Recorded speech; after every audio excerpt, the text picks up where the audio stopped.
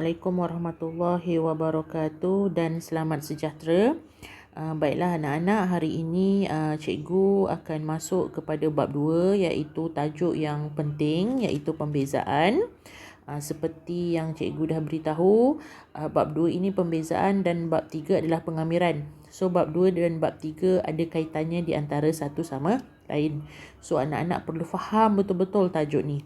Okey, untuk yang pertama, bagi SP 2.1, hari ini kita akan belajar had dan hubungannya dengan pembezaan.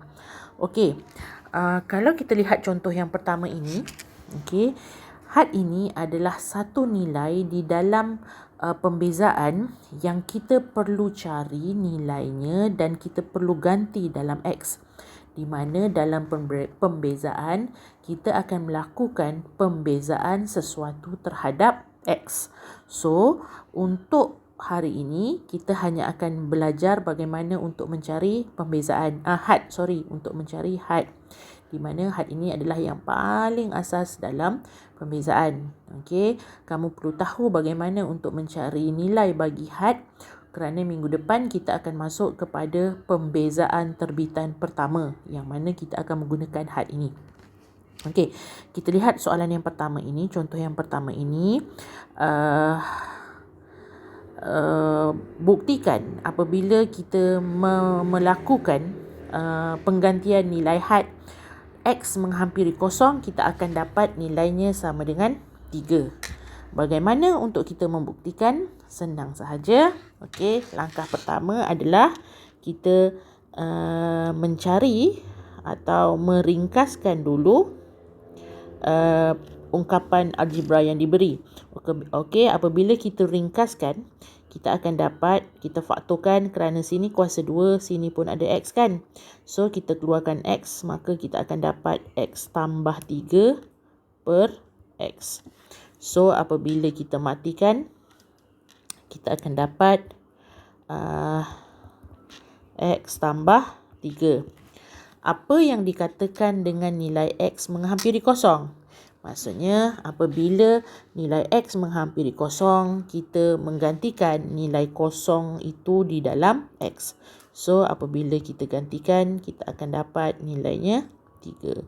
So, terbuktilah apabila sesuatu had X menghampiri kosong digantikan dalam Fx, di mana Fx ni adalah X kuasa 2 tambah 3X per X, maka kita akan dapat nilainya adalah 3. Okey, so itu kalau algebra yang simple. Maksudnya apabila diberi satu ungkapan yang algebranya simple, kita hanya menggantikan nilai X dengan nilai had yang diberi di bawah ini. Okey, seterusnya kita pergi kepada soalan yang kedua, perbincangan yang kedua. Okey, masih lagi bab 2. Okey, so had dan hubungannya dengan pembezaan. Perbincangan soalan kedua ini meminta kita tentukan nilai had. Tentukan nilai had bagi setiap fungsi yang berikut. So, di sini diberi nilai X tolak punca kuasa X per X tambah 2 apabila had X-nya itu menghampiri 4. So, kita buat apa? Kita hanya ganti sahaja ke dalam nilai lah.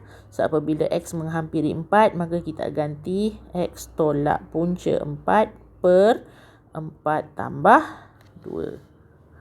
Okey, so tolak punca kuasa 4 adalah 3 tolak 2 per 6. So, kita akan dapat 1 per 6. Okey, itu soalan yang pertama. Contoh yang kedua. Okey, apabila diberi nilai had X kuasa 2 tolak 1 per X tolak 1, di mana nilai X-nya menghampiri 1. Hadnya menghampiri 1. So, bila kita dapat soalan macam ni, ingat, macam ni kita tak boleh nak ringkaskan kan? Tapi bagi soalan yang kedua ni kita boleh permudahkan lagi. Jadi kalau boleh permudahkan, kamu perlu permudahkan. Di mana kalau kita lihat X kuasa 2 tolak 1 ini sebenarnya adalah X kuasa 2 tolak 1 kuasa 2. di mana ini bersamaan dengan rumus yang ini. Okey, A kuasa 2 tolak B kuasa 2 adalah sama dengan A tolak B, A tambah B. Sebab kalau kita just gantikan nilai direct, kita akan dapat kosong. Kan? Kalau saya ganti sini 1 tolak 1 per 1 tolak 1, kita dapat kosong. Tak mungkin lah nilainya, tak mungkin kosong. So, kita permudahkan. Bila kita permudahkan, di sini had X menghampiri 1. So, kita ringkaskan X tolak 1. X tambah 1 kan. Berdasarkan yang ini tadi. Per X tolak 1. So, kita ambil yang sama ini, kita boleh potong. Maka, had X menghampiri 1 adalah kita ganti. Kita ganti kat mana? Kita ganti nilai X tu kepada 1 lah. So, nilainya adalah 2. Okey. So, ingat. Kalau boleh ringkas, perlu diringkaskanlah. Perlu diringkaskan. Okey. Boleh Contoh yang pertama, dia bagi nilai yang kalau kita masukkan, memang kita akan dapat nilai secara direct.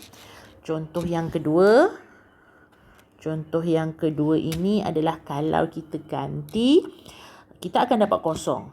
Jadi, kita kena ubah dia menjadi dalam sebutan yang paling ringkas lah. Okey. Itu contoh yang kedua. Kita lihat pula contoh yang ketiga. Contoh yang ketiga ini, apabila diberi satu nilai berkonjugat. Apa itu konjugat? Inilah satu nilai. Contoh yang ni nampak? Ni. Okey, ada satu lagi nilai. Tolak 1. Macam tu. Ada punca kuasa, ada tolak 1 kan. Seolah-olah 2 pun boleh ubah di situ. So, bila dapat soalan yang macam ni, kalau kita ganti kat situ, 1 tolak 1 per kosong, kita akan dapat infinity kan. 2 kosong per kosong, kita akan dapat infinity. Bila macam ni, kita tak boleh masukkan direct. Sebab jawapan kita tak boleh kosong. Tak boleh infinity. So, kita buat apa bila dapat soalan begini? Kita darab dengan konjugat. Cikgu, apa itu konjugat? Konjugat adalah simbol algebra yang sama, tapi simbol kat sini berlawanan. Apa maksudnya? Dia akan jadi begini. Okey. Kalau di sini X tambah 1 tolak 1 per X, kita kena darab dengan satu nilai benda yang sama. Sama tak nampak Sekejap. Okey. Benda yang sama. Allahu Akbar. Depan hitam lah. Okey, benda yang sama. X tambah 1. Tapi sini tolak kan. Kita kena tambah 1 per benda yang sama. Okey. Sebab kalau kita mati, kita akan dapat 1 balik. Kita tak ubah nilai. Cuma kita ubah bentuk lah. So, kita kena buat apa? Ringkaskan lah. Okay, min square root of X plus 1 minus 1 darab dengan square root of X plus 1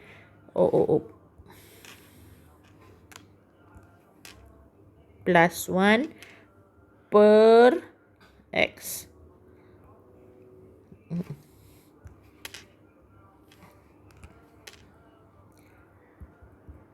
Punca kuasa tambah 1.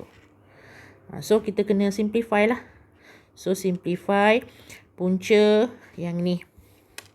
Ni dengan ni, kita akan dapat X tambah 1. Okey. Tambah punca X tambah 1. Kan? Ni.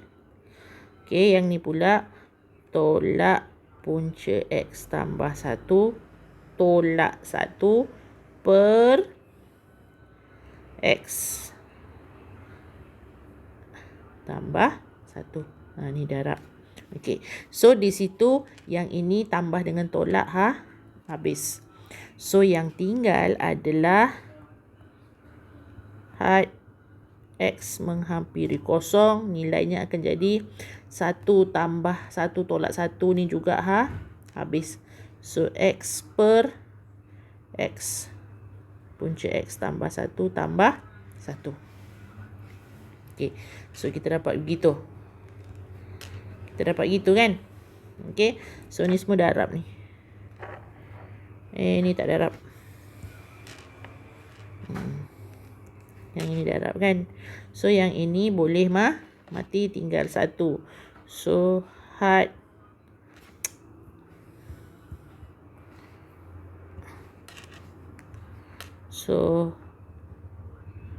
X menghampiri kosong adalah 1 per kosong tambah 1 adalah punca 1 kan, tambah 1.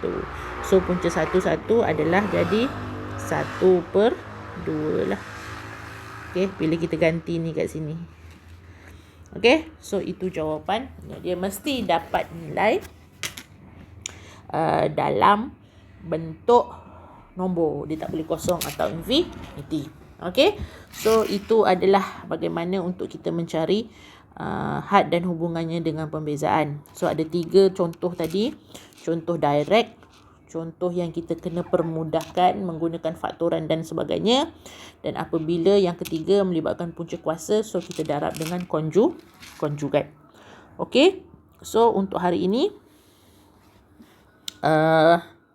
cikgu minta anak-anak buka buku teks muka surat 33.